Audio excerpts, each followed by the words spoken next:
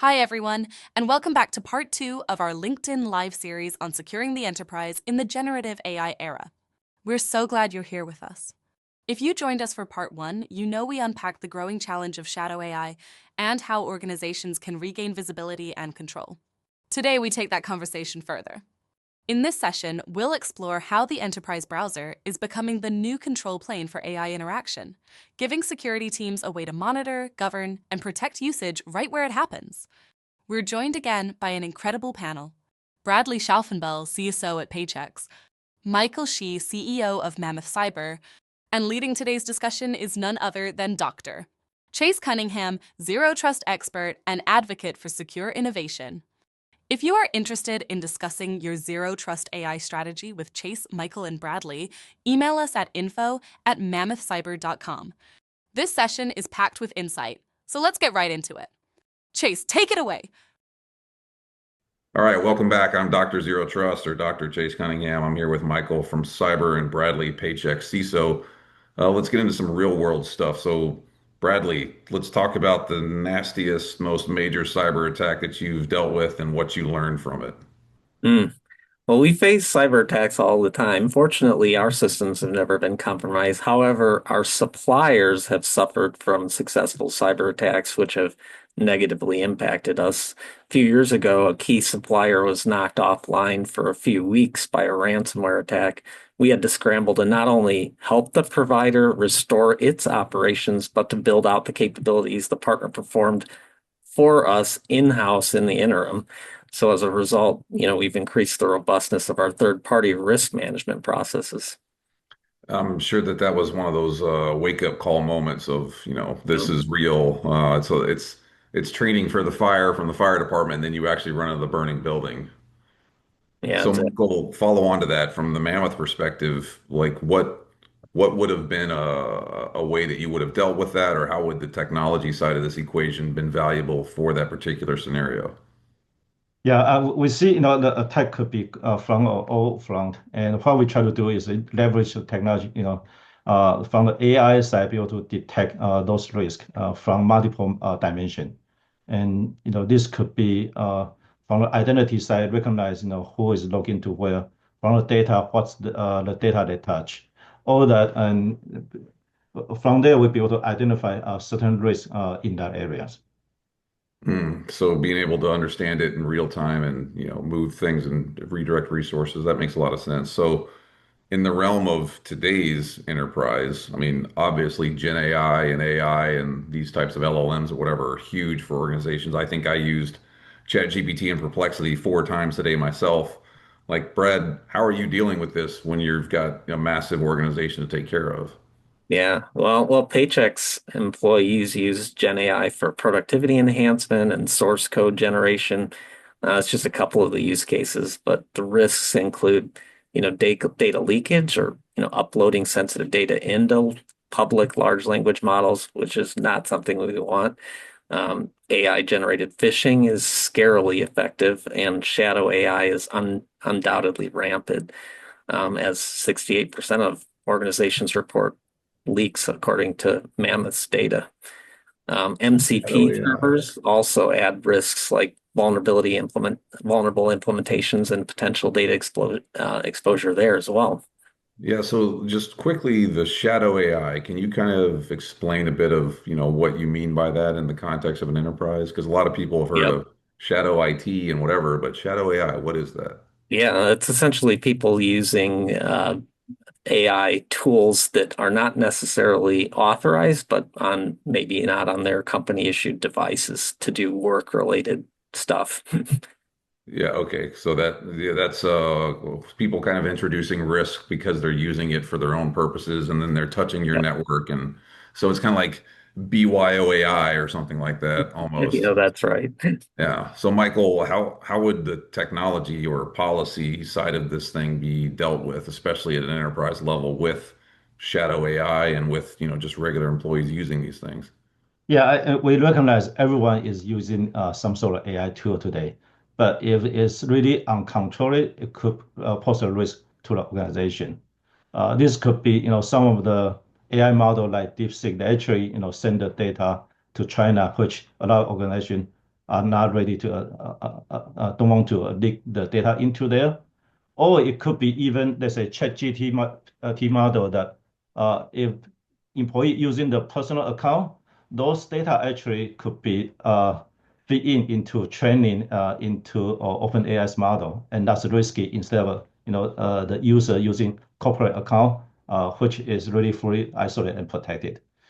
With our browser, we actually can identify, if this is a user account versus the enterprise account, and we can identify which model they use, and we can detect, how the use is there, and be able to block in those shadow AI that is not authorized by the IT. I think that's something that we can protect from there. Reducing blind spots, seeing more, understanding the kind of the contextual picture of what's going on there and being able to respond makes tons of sense to me. So, Bradley, following on to that, like when you're dealing with this from a zero trust perspective at Paychex, how do you make this actually happen? Yeah, so we define kind of approved AI tools and block unapproved ones with our secure web gateway. But for MCP, we're testing enterprise browsers to monitor and control interactions with MCP servers, ensuring that no sensitive data hits third-party servers. And policies enforce MFA and least privilege, and we're exploring CVE scanning for MCP deployments as well. That is super crazy. I mean, it's one of these ones I can't even imagine the scope and scale of the many moving parts that you're dealing with at such an organization. But I think it's really valuable too, just for people to understand like the reality that you're dealing with is super applicable. This is not just a one-off. I mean, every organization that's out there is going to deal with this in some way, shape, or form, correct? Yeah, that is correct.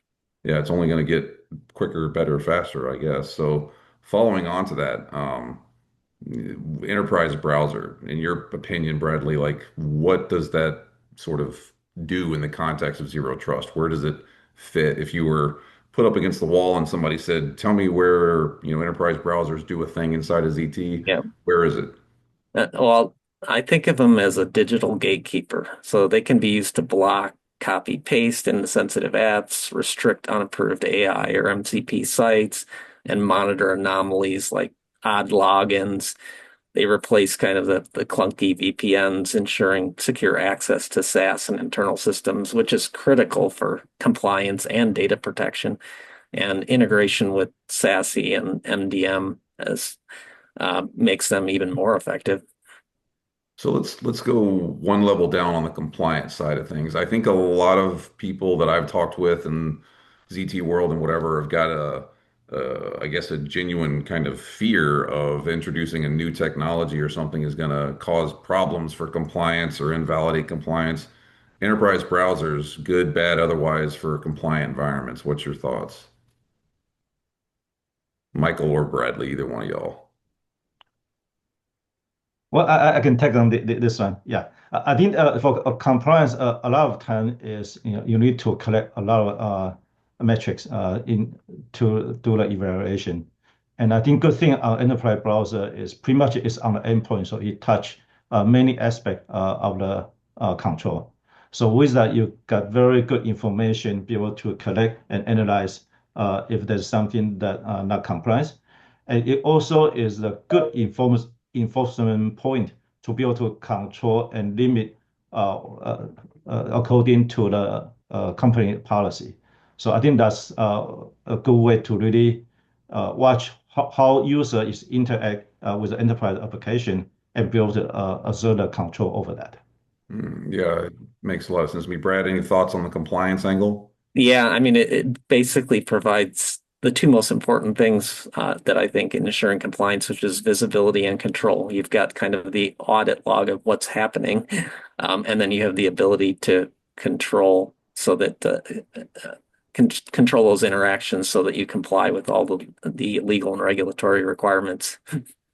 Well, yeah, I can. There's many, especially for what you guys do, there's lots of compliance issues there. So, following along to that, everybody would beat me up if I didn't ask the question about 0 days and sort of leaks and those types of things. Michael, Bradley, I'll start with Michael. How do you deal with 0 days, especially with an enterprise browser type of offering? Okay. Well, I think okay, just since we developed the entire browser, so we got full control on what user can do and what the malware can attack.